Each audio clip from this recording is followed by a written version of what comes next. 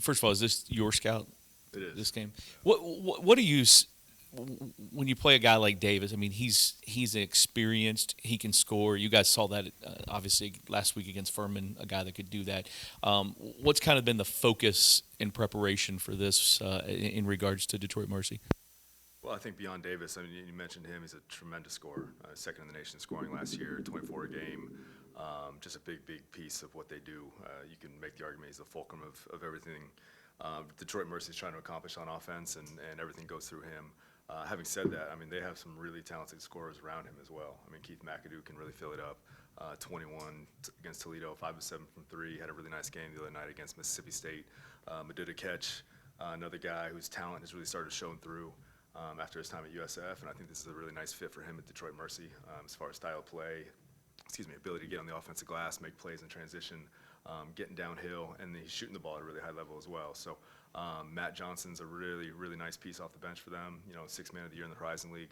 And then DJ Harvey, that's a guy that averaged 11 points a game in the ACC for Notre Dame. So I think when you look 1 through 7 for them, and that's not even counting Noah Waterman, who's unbelievably talented. Whether he plays or not remains to be seen. But as far as an offensive skill set, he'll be as skilled as any big guy that we play. So it's not just Davis, as good as he is. It's a really talented group individually, and we'll have to really show up tomorrow night to get a win. What's the challenge of that in scouting and obviously in implementing what you scout in that when you have a guy like that who's averaging 24, you think take that guy away and you're in good shape. But if they've got these other guys, what's the challenge of sort of balancing the attention that you pay to him and also making sure that you're not overloading him and giving these other guys opportunities? That's a great question. I think finding that kind of balance is going to be a key to the game, right? How do we not just have 5 guys looking at Davis and still being very well aware of the guy they're matched up with?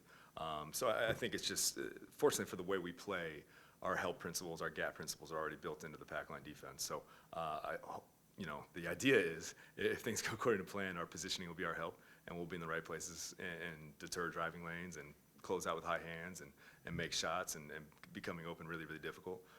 And hopefully that flows naturally in our defense. But as you said, we'll have some different wrinkles to throw at guys coming off ball screens and different actions and how we're going to guard things specifically. But it's going to be a team concept for all those guys. And whenever any of those guys has the ball individually, they have the capability to score. So I think the 4 other guys have to be aware of what's going on when their man doesn't have the ball and playing a really sound defensive game. You guys have lost the rebounding battle in the last 2 games. How have you guys gone about addressing that in this week in practice, 1? And 2, how has it been trying to tinker and adjust with the front court rotations with the fact that Malik is kind of struggling holding onto the ball at this point? A lot of yelling. I think for us, I think addressing in film is really important, just like anything, whether it's, offensive execution or closeouts or whatever that looks like. Rebounding is a big piece of that. So addressing that in film, seeing where we're missing opportunities to be physical, to even think about rebounding and boxing out. Some of our guards have struggled with that. So I think addressing and getting that in the psyches of our minds, of being front of mind of how important rebounding is, and how unacceptable our rebounding performance has been so far this season. So I think making it a priority has been step 1. And I think step 2 is just, you mentioned with the front line rotation. I think Malik holding on the ball is less of a Malik thing rather than a symptom that's kind of pervasive throughout the group right now, unfortunately. I don't think it's just Malik. A lot of guys are having a hard time, securing the basketball, rebounding with 2 hands, getting loose balls with 2 hands as opposed to dribbling it. That's not a Malik thing. He'll be fine. He's an experienced guy. He's a tough guy. Been around in big games and big moments and big-time competition, and I have no issues with him. Quick follow-up. Do you think Malik's still having some sort of after effects from his injury history? Maybe it's a mental thing. Maybe he doesn't trust his body yet. Anything of that nature? I certainly wouldn't want to speak for him, but I think Malik's progressing the way we had expected. I think I think his last game against Navy was fantastic. So, I've seen a couple things on social media, and some people throw that out as far as his health and things like that. But us as coaches and him and his teammates, I think we couldn't be more pleased with what he did against Navy, and hopefully that's a sign for the way he's going to progress moving forward. But I thought he did some great things moving the basketball, being kind of a hub of what we're doing on offense and playing through him and making plays for other people. Obviously, he has the capability to defense, rebound, and push in transition himself, which is really rare for a guy his size in college basketball. And I think just some of the things he did from an assist standpoint, rebounding the basketball. I'm really pleased with what he did. So I think that's that all just kind of comes as the season goes on. Speaking of health, before the season, Mason there, but you guys were saying he was close. As he gets back more and more, obviously looks healthy now, but is his conditioning the thing that maybe has come the furthest in the last couple of weeks? Because it seems like he can always do what he's doing, but it seems like he's getting better in condition, and that means more minutes. Yeah, I'm sure conditioning has something to do with it, but I think a lot of it is just like the rhythm of the game. This is the longest that Mason Faulkner's ever not played basketball, as far as the summer and the offseason and things like that. And that's no small thing. I think that gets lost in sauce a lot of times for fans. It's like, well, he's hurt, just get back and play. You know what I mean? There's, as we know, for young people or any kind of an athlete, that's just not reality. So I think he's done a fantastic job with his rehab. He was incredibly diligent with Devontae Frazier, who did an awesome job with him, our athletic trainer. So we couldn't have asked for anything more from Mason as far as like taking care of his body and doing everything it takes to get ready to play. And I think just knocking the rust off has been a really big piece for him. So I think similar to Malik, I think you'll see him kind of continue to progress and get better and better as the year goes on, and hopefully that reflects what we're doing as a team as well. As a follow-up, when he's doing what you guys expect him to do, Mason, that is, what's he best at? Because it seems like he's really good at a lot of different things, and he's so versatile and can do so many things. Yeah, I mean, Mason, not to oversimplify, but Mason's a little bit of a hooper, right? Where he can do, to your point, he can do a lot of different things well. So I've had several people talk to me after the past couple of games, say like, I thought Mason was this scorer. I thought that was his thing. It's like, I think Mason can do what the game tells him to do. I think if it asks for him to facilitate, I think this season he has 13 assists and 4 turnovers.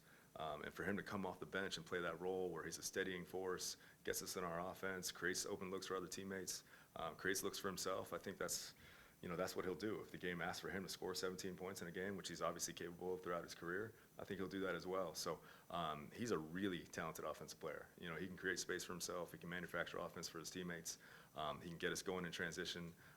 He's really intuitive defensively. Him and Matt Cross are similar in that sense where maybe they're not out-athleting people, but they have really good hands, great anticipation, and they make plays on that end as well. So I think, like I said, I think you'll see him progress and become more and more comfortable. You guys you're playing so many guys, and your rotations can change. And Mike was saying the other night, stressing to guys, it's not going to be everybody's night every night. How do you sort of, what do you look for to see what kind of buy-in you're getting from guys in that area? In general, or game night, or in general, in terms of how well they're buying into this idea that they're going to have to give up some things. Yeah, I don't know. I'm not sure how much people are giving up per se. I think guys are playing their behinds off in practice, and I think that's always the number one indicator, right? If guys are showing up and they're working, they're competing, and they're doing it every day, I think that shows the dudes are ready or dialed in and ready to do what we ask, and that's really all we do ask, right? Just come in and compete and play hard and have a great attitude and work for your teammates. And I think by and large our guys are doing a fantastic job of that. I think the minutes thing is a little bit overblown thus far from what I've seen in the sense of, yes, we're playing a lot of guys, but we're asking a lot of the guys when they're on the floor. So they work their behinds off when they're out there and sprint the floor and work defensively and get on the floor hopefully, and hopefully we'll rebound a little bit better. But we got to run in transition, and we're doing a lot of things differently. And I think that requires some bodies. But I think last game we played 9 guys, 10 guys eventually rose. So it's not this line change like I did at the University of Redlands that we did in the past. So guys are going to play, guys are going to get their opportunities, and I think they're really excited about it.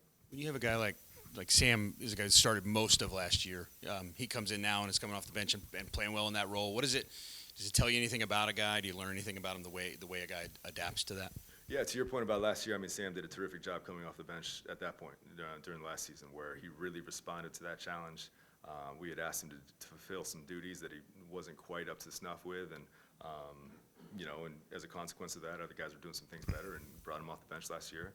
And I think he saw some of the best basketball of his career down the second half of the season last year. So I think we're seeing a continuation of that this year.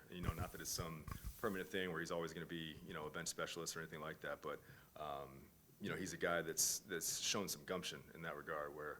If not necessarily doubt him certainly not the word, but if you put him in a situation where, okay, I got to prove myself all over again, he's always responded. So I've been really proud of him in that regard. I think he's shown a lot of character there, and I think it's been a really good example for younger players too. Somebody like Rose that didn't play initially, and then he gets his opportunity against Navy and plays really, really well. So for Sam to be that kind of example for younger players, I think is awesome. One last one for me on that. Does that the experience last year when he comes off the bench for a few games, did that inform any of that this year? As you guys are deciding, hey, what are we going to do? Some guys might have to come off the bench who are accustomed to starting, and he handled it well. Did that matter? No, it really didn't. Yeah, I just don't think you can. Personally, I don't think you can coach that way, where you're just like, well, gosh, he didn't handle it well last year. Let's walk on eggshells around him this year. I just don't think you can do that and hold guys to account. Excuse me. So that never really came into play, or the thought process, or anything like that. I think it was just a situation where guys in different situations were playing at a higher level in practice and were more consistent in practice. And Sam is, like I said, has responded to that really, really well. I think obviously his game performance has been great, which everybody sees, but what he's done in practice has been terrific too. So, hopefully that continues to go in the right direction, and eventually he'll be right where he wants to be, whether that's stats, whether that's postseason accolades, but more importantly, us winning. I think it's all on the table when he continues to play like that. With a team as deep as this and so many players rotating in and out with all the rotations you guys throw up, how difficult has it been trying to assign quote-unquote roles to all these different players? Again, not necessarily as difficult as I think it's being portrayed to be. I think guys come, they play really, really hard, and then they sub out and they get back in and do the same thing. So roles as far as, I don't know if you mean shots or responsibilities on the floor, but none of that changes. If guys are playing 18, 20 minutes a game, like that's kind of, they know what they're supposed to do. And if they're playing for 5 minutes a game, like if Sidney Curry's going to play 6 minutes in a game against Furman, he knows what he's supposed to do in those 6 minutes. And it's not, there's no sense of, well, gosh, we're going to ask somebody to do something completely different the next game as we did the last. So roles are defined. Everybody's really on page with what they're being asked to do. Everybody's really dialed in on what their definition of how they're going to contribute to this team is. And that doesn't vary with minutes. Anything else? Great. Thanks, Coach. Thank you, guys. Thanks, Coach.